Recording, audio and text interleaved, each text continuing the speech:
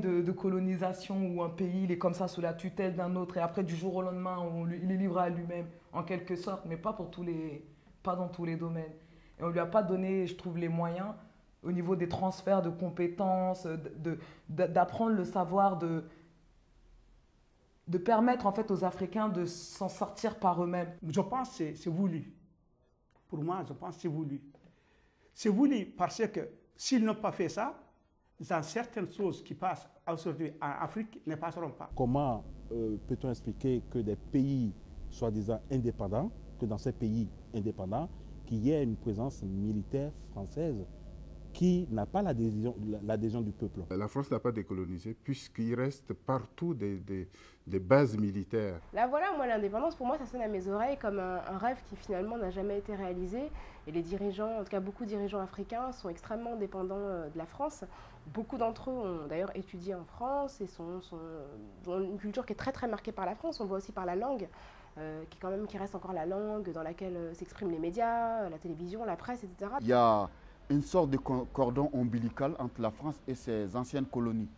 Mais quitte à ce que la France reconnaisse ses erreurs et que les colonisés, les anciens colonisés aussi, soient conscients qu'on peut vivre autrement avec la France. On peut vivre un autre amour avec la France que la domination et le néocolonialisme. Les Français, jusqu'à maintenant, ils n'arrivent pas à nous laisser librement, développer librement en tant qu'humains.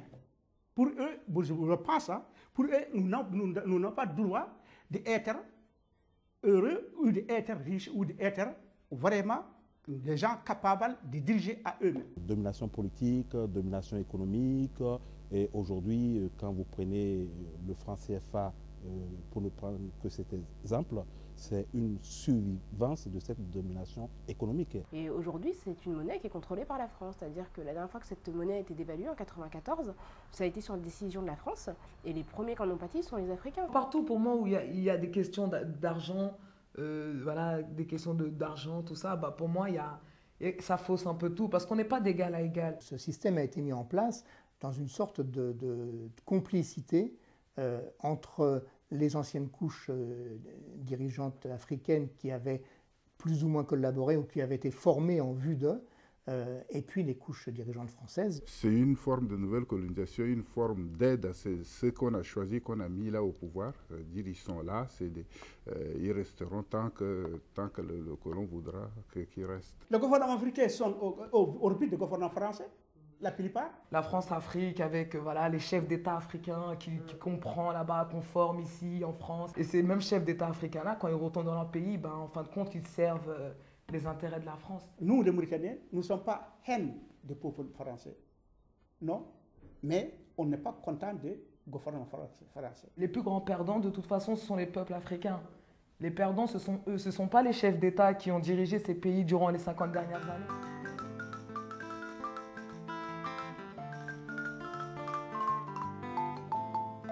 Moi, je pense qu'aujourd'hui, on ne peut pas parler d'égalité réelle. C'est-à-dire que, évidemment, les préjugés qui avaient cours à l'époque coloniale n'ont plus cours aujourd'hui. Mais ce qu'on entend, c'est la culture de ces gens-là n'est pas exactement la nôtre.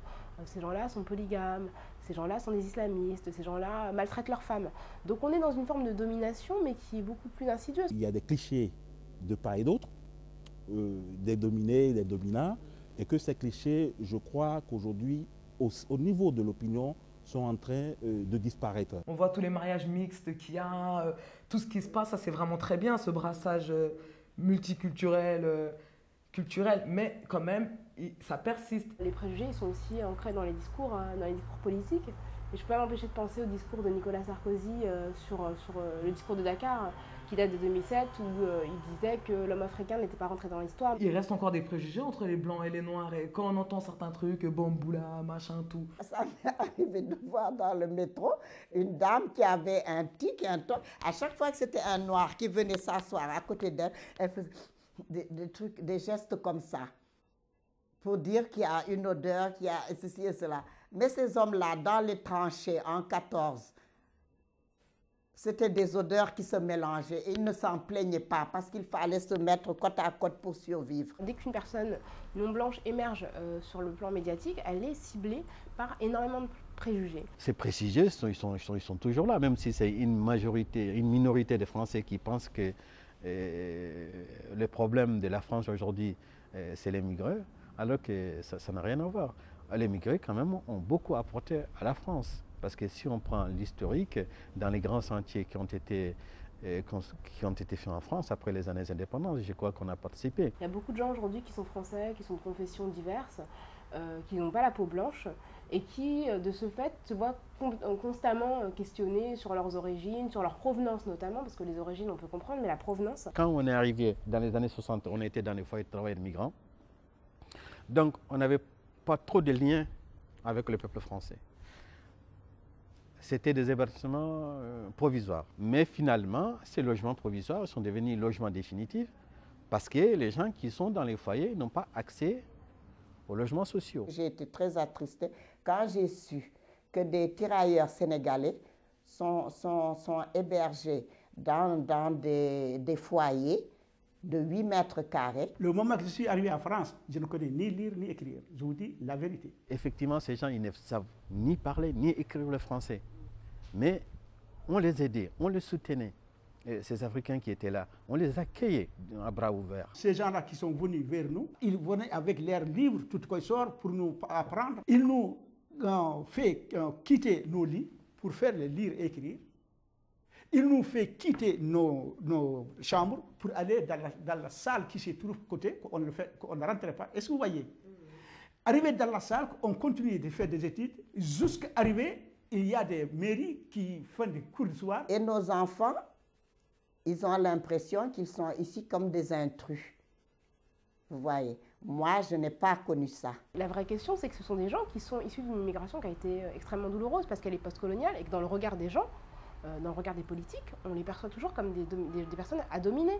Moi, quand je vois la façon, le vocabulaire qui désigne la banlieue, quand on parle de zones de non-droit, de territoire, etc., comme s'ils étaient extérieurs à la République, extérieurs à la nation, moi je trouve qu'on est vraiment dans un registre colonial. Et ça, on l'a bien vu avec le débat sur l'identité nationale, où on a posé un peu cette question, c'est quoi faire partie de la communauté française? Et ben on a vu tout de suite, il y en a, voilà, hein, ils sont des millions.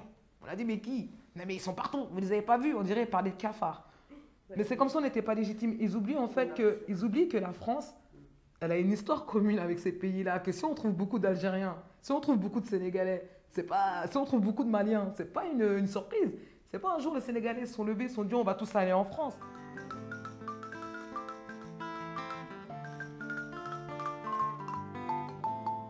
J'ai le sentiment quand même que le problème en France par rapport à son passé colonial, c'est que la France n'a jamais exorcisé son passé colonial. On voit qu'au niveau des individus, les rapports, les rencontres, les échanges entre les individus, ça s'est beaucoup amélioré. Le peuple français n'est pas raciste. La relation entre le peuple et le peuple, je vous dis, c'est impeccable. Les peuples, eux, je disais tout à l'heure, qu'ils ont envie de se découvrir, de s'approcher pour mieux se connaître.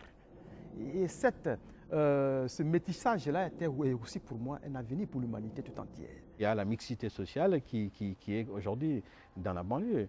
Moi, quand vous allez dans des grands tours aujourd'hui, voilà, il y a le Maghrébin, les Africains et les Gaulois qui se côtoient sans trop de problèmes. Et s'il y a apprentissage de l'histoire, il y aura un mieux vivre ensemble. Pour travailler ensemble, il faut se connaître. Du moment que vous connaissez l'autre, vous connaissez sa culture, il y a la tolérance. Du moment qu'on est ici, on est dans ces pays-là, on doit vivre ensemble. Parler d'égal à égal, c'est difficile.